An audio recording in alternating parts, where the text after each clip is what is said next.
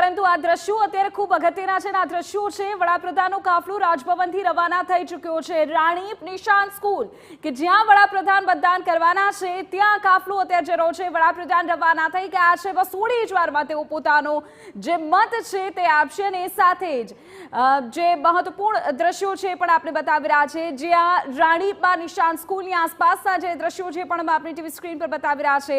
નાના બાળકોને આપ જોઈ શકો છો. તેની સાથે સાથે આસપાસની સોસાયટીઝમાં પણ વડાપ્રધાનના કટઆઉટ્સ છે, સાથે અમિત શાહના કટઆઉટ્સ છે. એટલું જ નહીં, ભગવાન રામના કટઆઉટ્સ ત્યાં લગાવવામાં આવ્યા છે. મહત્વપૂર્ણ બાબત એ છે કે વડાપ્રધાન બસ થોડી જ વારમાં મતાધિકારનો ઉપયોગ કરશે.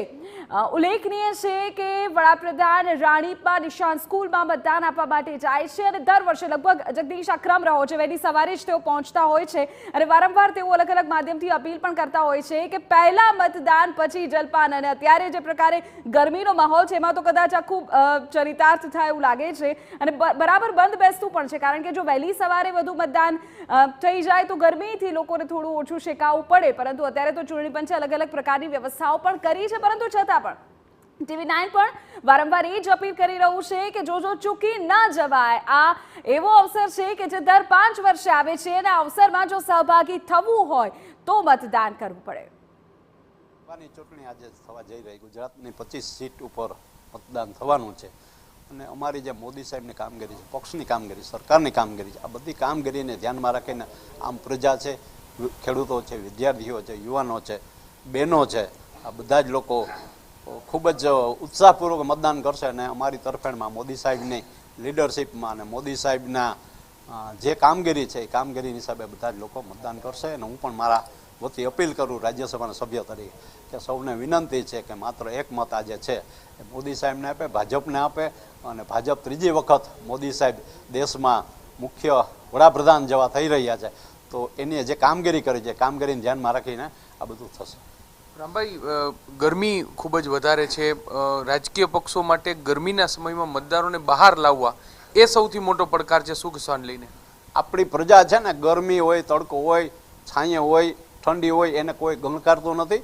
બધા જ લોકો વહેલી સવારથી મતદાન કરવા લાઈન લગાડી દેશે. અને મોદી સાહેબ જે સર્જિકલ સ્ટ્રાઇક કરી છે, જે પાકિસ્તાનમાં જઈને કેમ્પ આતંકવાદીનો ખતમ કર્યો છે, આ બધી છે આપણા યુક્રેન રશિયામાં 22,500 વિદ્યાર્થીને મોદી સાહેબની જે એની ઈચ્છા શક્તિની હિસાબે બધા જ લોકો સહી સલામત અહીં પહોંચ્યા છે. આ બધા કામગીરી છે એ બધા લોકો જોઈ છે. દાખલા તરીકે 22,500 વિદ્યાર્થી છે તો એના સગાવાલા છે, એના મા બાપ છે, એના પરિવારના છે, એ લોકો બધા મોદી સાહેબનું ઋણ ચૂકવવા તૈયાર છે. બાકી એ વખતે જે પરિસ્થિતિ હતી કે માત્ર ને માત્ર આખા વિશ્વમાં પહેલી વખત બન્યું છે કે આપણો રાષ્ટ્રીય ધ્વજ લઈને વિદ્યાર્થી બહેનો ભાઈઓ નીકળ્યા અને એ બધા જ બહેનો ભાઈઓને આપણે એરપોર્ટ પહોંચાડ્યા અને મોદી સાહેબ અહીંયા સુધી પહોંચાડ્યા વગર ટિકિટે, વગર ખર્ચે. તો આ કોઈ ભૂલી નહીં શકે. એના મિત્રો હોય, એના મા બાપ હોય, એના વડીલ હોય, બધા જ લોકો આ કરશે. રામભાઈ, વિકાસનો મુદ્દો આપ કહી રહ્યા છો, મોદી સરકારે કરેલી કામગીરી આપ કરી રહ્યા છો, પરંતુ કોંગ્રેસ જે રીતે ગુજરાતમાં રાજકારણ કર્યું છે, આંદોલનની અસર જોવા મળી, પત્રિકા વાયરલ થઈ, આ બધા મુદ્દા કેટલા અસર કરશે ચૂંટણીમાં? હાર ભાડી ગયા છે એટલે કંઈક તો તૂત કરવું પડે અને રાજકીય પાર્ટી હારતી હોય એટલે આવા બધા ધંધા તો કરવાના છે. એની કોઈ અસર નથી થવાની. બધા જ લોકો સમજુ વર્ગ છે. કોઈ જ્ઞાતિવાદ પણ નહીં થાય. વિકાસના મુદ્દા ઉપર, મોદી સાહેબના કામ ઉપર બધા લોકો મત આપશે. સ્પષ્ટપણે તો આ છે રાજ્યસભાના સાંસદ રામભાઈ મોકરિયા કે જેઓ કહી રહ્યા છે કે વિકાસના મુદ્દા પર લોકો છે તે મતદાન કરશે. જે સૌરાષ્ટ્રમાં ખાસ કરીને જે વિવાદો સામે આવ્યા, આ તમામ વિવાદો છે તે વિપક્ષ દ્વારા ઊભા કરવામાં આવ્યાનો પણ આક્ષેપ છે તે કરવામાં આવી છે. લોકો જંગી મતદાન કરે તેવી પણ અપીલ કરવામાં આવી છે. કેમેરા પર્સન ભાવેશ લશ્કરી સાથે મોહિત ભટ્ટ, TV9 રાજકોટ. તો રાજ્યના ગૃહમંત્રી હર્ષ સંઘવી પોતે મતદાન કરવા માટે પહોંચ્યા છે. આપ જોઈ શકો છો તેમની સાથે તેમનો પરિવાર છે. તેમના ઉંમરલાયક પિતા છે જેઓ વ્હીલચેરમાં બેઠા છે અને તેમને સહારો આપતા હર્ષ સંઘવી પણ જોવા મળી રહ્યા છે અને આસપાસ અન્ય મતદારોની પણ ભીડ છે.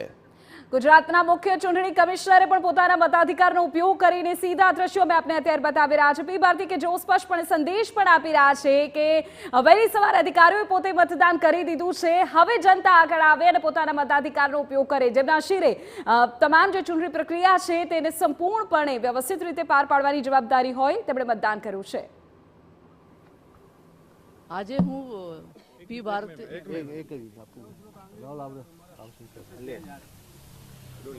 મેડમ આજે મતદાનનો પર્વ આજે હું P Bharathi chief electoral officer Gujarat સપરિવાર સાથે આવીને જ વોટ કર્યું છે.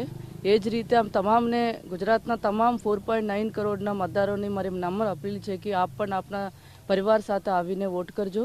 આજ વધારે હીટ હોય તો હીટ વેવના કારણે પૂરતા કાળજી લઈને બહાર આવીને વોટ કરજો, બટ ઉત્સાહથી વોટ કરજો. Thank you. આજના ઇલેક્શન કમિશન ઓફ ઇન્ડિયાના ગાઈડલાઇન્સ મુજબ પૂરું આખું તંત્ર અમારા સુસજ્જ છે અને આખું તૈયારી પણ થઈ ગયું છે. Senior citizen, PWD, pregnant women અને તમામ